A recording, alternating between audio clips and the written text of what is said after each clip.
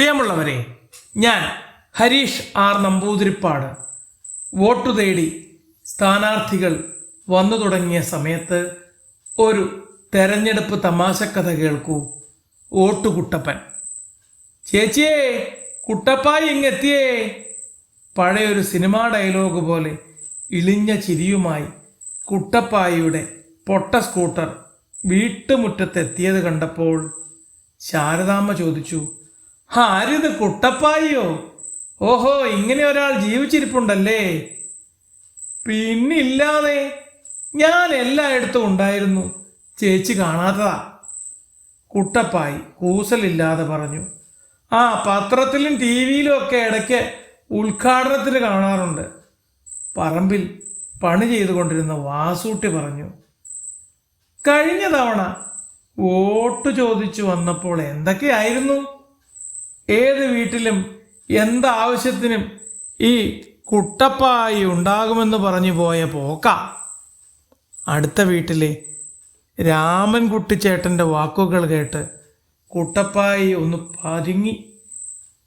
എൻ്റെ മെമ്പറേ, തൊഴിലുറപ്പുകാരുടെ അടുത്ത് പോലും ഒന്ന് എത്തി നോക്കാൻ നേരമില്ലാത്ത മെമ്പർ. ശബ്ദം കേട്ട് അടുക്കളയിൽ നിന്ന് ഓടിയെത്തിയ ജോലിക്കാരി സരസു പറഞ്ഞു, ഞാനേ നിങ്ങളുടെ കാര്യമെല്ലാം കൃത്യമായി അന്വേഷിക്കുന്നുണ്ടായിരുന്നു. സുഖവിവരങ്ങളും വിശേഷങ്ങളും ഒക്കെ തിരക്കാറുണ്ട്. എല്ലാവരും നല്ല സുഖമായിട്ടാണ് കഴിയുന്നതെന്ന് മനസ്സിലാക്കി. അതാ ഞാൻ അങ്ങനെയൊന്നും ഇറങ്ങാത്തത്. എന്ന് നീട്ടിയൊരാട്ട്. പിന്നെ നിഘണ്ടുവിലില്ലാത്ത പദങ്ങളുമായി തെങ്ങുകയറ്റക്കാരൻ കേശു മെമ്പറെ നേരിട്ടു. എന്താ കേശു, നാളികേരത്തിനൊക്കെ നല്ല വിലയില്ലേ? പിന്നെന്താ, നല്ല വിലയുണ്ട്. പക്ഷേ ഒരൊറ്റ തെങ്ങിലും തേങ്ങയില്ല. സാധനങ്ങൾക്കാണെങ്കിൽ തീ പിടിച്ച വിലയും. അതൊക്കെ ശരിയാക്കാന്നേ, നമുക്ക് ധാരാളം നാളികേരം ഇറക്കുമതി ചെയ്യാം. കുട്ടപ്പായി തട്ടിവിട്ടു. എങ്കിൽ എൻ്റെ കാര്യം പൂർത്തിയായി. വല്ലപ്പോഴും ഒരു തെങ്ങ് കയറുന്നത് കൊണ്ട് ചായ കുടിക്കാൻ പോലും കിട്ടുന്നില്ല. ഇനി അതുകൂടി ഇല്ലാതാക്കണം അല്ലേ? പണ്ടൊരാൾ കാലങ്ങളോളം കിടന്നുറങ്ങിയ നാടോടിക്കഥ കേട്ടിട്ടുണ്ട്. നീ അതുപോലെ കിടന്നുറങ്ങുമായിരുന്നോടാ? ഓട്ടക്കാരൻ ബാബു ചോദിച്ചു. റോഡൊക്കെ അടിപൊളിയാക്കിയില്ലേ ബാബു ചേട്ടാ? പിന്നില്ലേ, അടിപൊളി തന്നെ.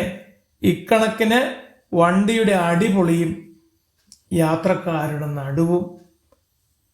ഇത്തവണ ജയിച്ചാലുടൻ റോഡിൻ്റെ ടാറിങ് തുടങ്ങും. അപ്പോൾ പാലം പണിയോ? മെമ്പറെ ഒന്നാക്കാനായിട്ട് ബൈക്കിൽ വന്ന ചെക്കൻ ചോദിച്ചു. പാലം പണിയും ഉടനെ തുടങ്ങും. അതിനുവേണ്ടി പുഴ നമ്മുടെ വാർഡിലൂടെ തിരിച്ചുവിടാനുള്ള പദ്ധതിയുണ്ട്. മെമ്പർ കുട്ടപ്പായി ഉടനെ മറുപടി നൽകി. നാക്കിനെല്ലില്ലാത്തതാണ് ഇയാളുടെ ശക്തി. നട്ടാൽ കുരുക്കാത്ത കള്ളം പറഞ്ഞ് ആളെ വീഴിക്കുന്ന മെമ്പർ ഈ നാക്ക് വച്ച് ഇത്തവണയും കയറിക്കൂടും.